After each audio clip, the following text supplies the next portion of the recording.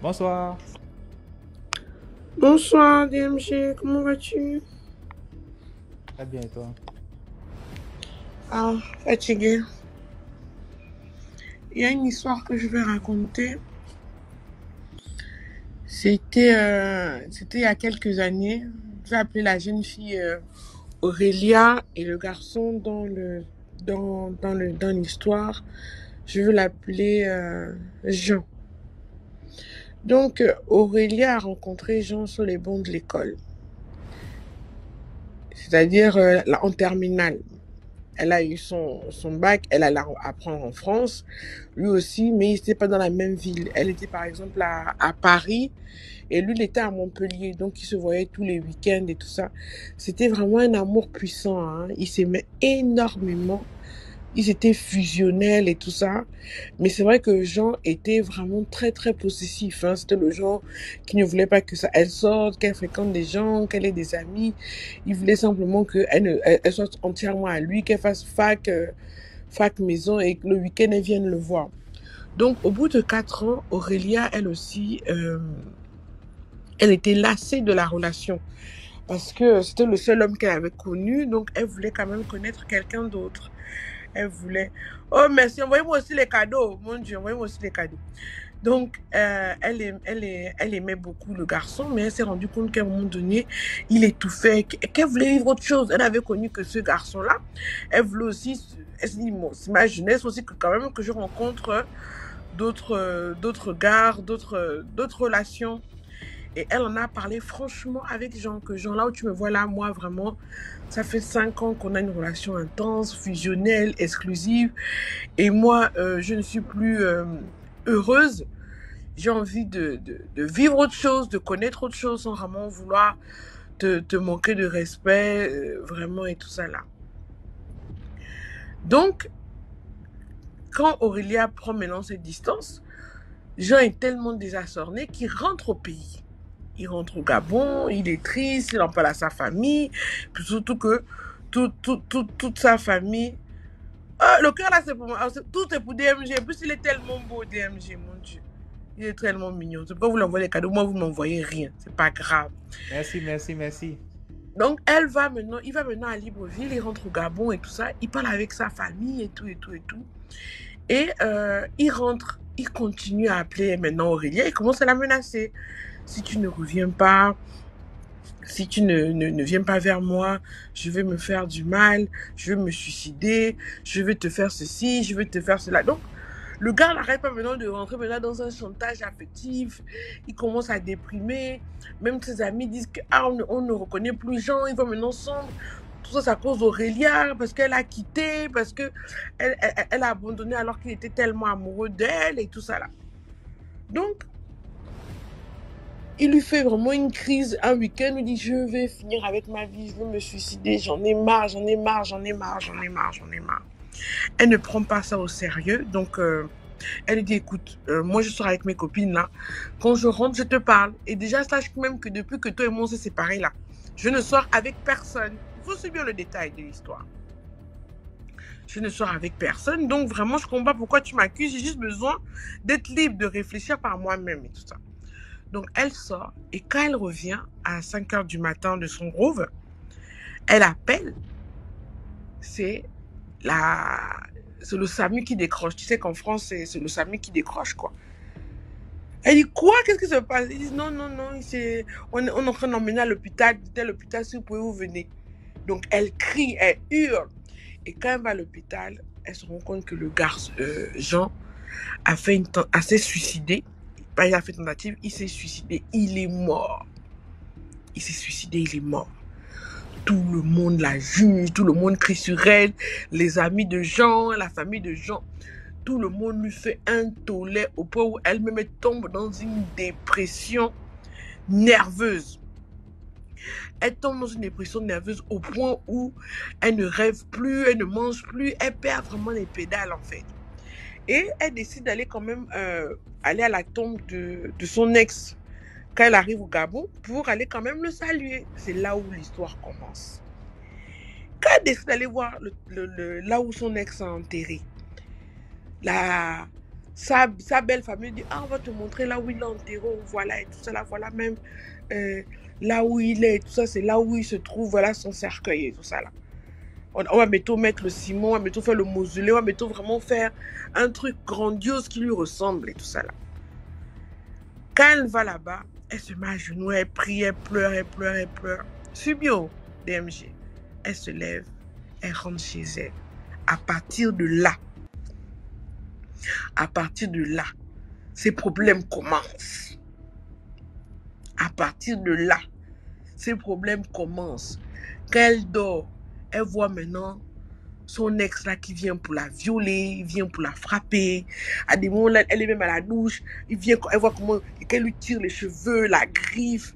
À des moments, il arrive à la violer, il la sodomise, il lui faisait tout dans les rêves. Elle ne comprenait pas et elle rêvait toujours que elle se battait avec lui, il voulait l'emmener quelque part. Et à un moment donné, elle a commencé maintenant à déprimer sérieusement, à vouloir se suicider, tout ça là. Mais elle a eu le courage de se confier à sa mère que, ah maman, voilà ce que je vis depuis que Jean est mort. Je fais maintenant des rêves sur lui, je rêve qu'il veut me violer, je rêve qu'il veut me tuer, et tout, et tout, et tout.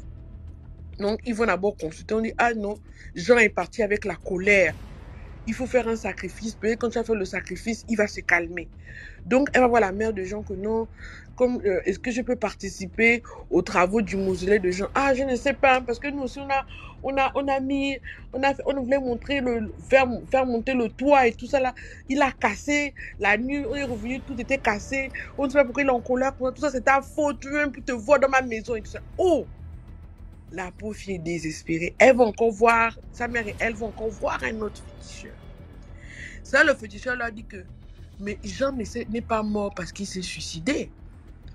Jean a été tué mystiquement par sa propre mère. Oh! Tout le monde tique. Il dit, ah, elle n'a pas eu une promotion dernièrement. Si, elle a une promotion depuis qu'il est mort. Ils ont dit, oui. Elle a sacrifié son fils. Elle a profité que son fils était dans une dépression parce que vous l'avez quitté. Elle a profité pour sacrifier son fils dans la loge. Maintenant, le problème, c'est pour que le fils, comme le fils, son fils a un esprit fort. Et pour qu'il travaille bien dans le monde de l'au-delà où elle l'a envoyé, son fils a exigé une femme. Donc là, maintenant, quand vous êtes allé vous agenouiller sur sa tombe là-bas, ils ont pris les empreintes. Tu vois, quand tu marches, les empreintes que tu mets dans le sol, quoi. Là où tu t'es agenouillé, ils ont pris la terre là. Et c'est avec ça qu'ils sont maintenant en train de travailler pour que maintenant son fils vienne te chercher pour que tu sois maintenant sa femme dans l'au-delà. C'est la seule chose que son fils a exigé pour être son esclave dans l'au-delà. Oh! Ils ont commencé à faire les soins. Donc, pour qu'elle puisse guérir, il fallait qu'elle reparte au cimetière, là où il l'a enterré, là, la nuit à minuit. Reprendre la terre, là, pour amener ça maintenant chez le tradit praticien, pour qu'il procède à la séparation. Pour elle, c'était simple, puisque ce n'est pas réellement un véritable cimetière, c'est un cimetière de famille, tu vois, c'est des petits cimetières où il y a peut-être 5-6 corps, elle se dit, bon, minuit, je viens vite, là où j'étais, je prends, je repars. Hey, Raché Kokodoubache. Elle se dit que ce sera simple. Quand elle part là-bas, DMG, elle me dit que Linda, quand je suis arrivée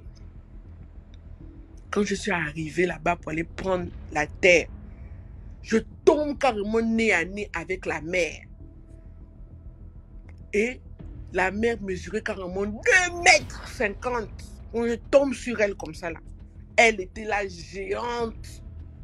En train de me dire que tu vas passer par où? Donc elle a dû faire demi-tour pour aller expliquer son tradit praticien que je n'ai pas pu prendre la terre. Parce que quand je suis arrivée là-bas, j'ai vu la belle-mère là-bas. Elle mesurait 2,50 m. Je n'ai pas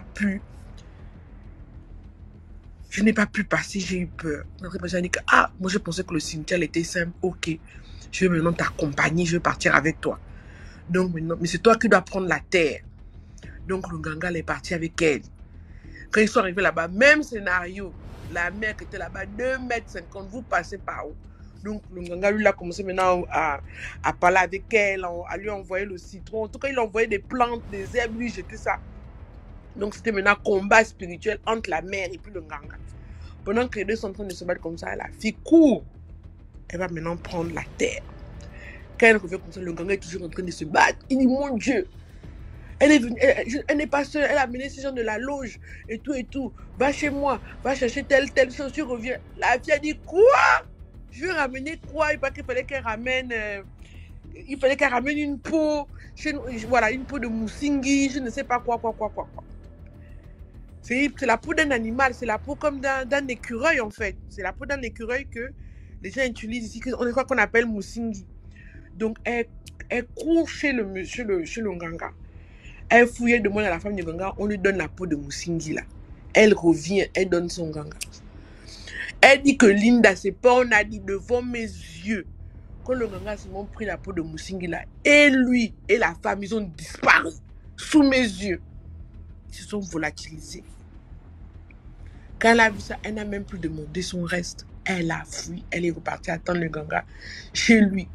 Il était peut-être 3 heures, 2 heures quand elle est repartie attendre chez lui. Au moins, il va attendre comme ça chez lui. C'est là où le gars réapparaît vers les 5 heures avec les griffures, les trucs comme ça. Il a dit que vraiment, ta belle-mère là, ce n'est pas une petite fille. Elle a l'habitude de faire ça. Elle était même la femme de nuit de ton petit ami là. Et elle est le mari de nuit de toutes ses filles. C'est là où il a procédé à la délivrance de la fille et tout ça là. Elle a arrêté de faire les mauvais rêves. Elle a arrêté de se trouver dans des situations bizarres. Et finalement, la belle-mère là, elle a perdu son travail et elle est morte. Elle est morte quelque temps après, en fait, quelque temps après la délivrance de la connaissance là. C'est-à-dire qu'il faut vraiment faire attention avec les empreintes. On m'a raconté beaucoup d'histoires il y a 2 jours là avec les empreintes. C'est que quand on va quelque part, surtout quand c'était une mort où on t'a accusé, il ne faut pas mettre les pieds n'importe où. On t'a déjà accusé de tout et n'importe quoi. Donc tu ne sais pas comment les gens là vont t'en vouloir pour te faire du mal. Donc même les empreintes là, que tu t'agenouilles ou bien tu marches, on prend ça, on peut te faire du mal.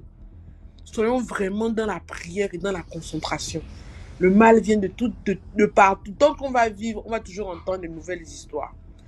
Donc, c'est ce que moi, je voulais partager avec vous ce soir. En fait, Donc, oui, GMG, tu dis? merci beaucoup.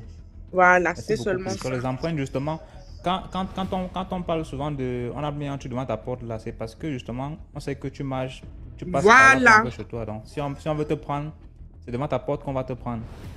Surtout ceux qui habitent dans les Donc, cours communes, il faut ça. toujours verser, avant de sortir de ta maison, il faut toujours verser l'eau où tu as mis un peu de sel avant de sortir. Tu verses devant ta porte et puis tu sors. Pas tous les jours, il faut sortir maintenant comme un mouton, tu ouvres la boucle, tu sors. Cours commune, n'importe qui peut venir verser quelque chose devant ta porte. Chez nous, on appelle ça le fusil nocturne. On vend ça à 500 là au marché. Quelqu'un finit avec toi. Ah. Ok, c'était mon conseil. Merci beaucoup. Bonne nuit. Bisous. Non, je reste là, je vais peut-être remonter Bonne nuit à toi après. aussi.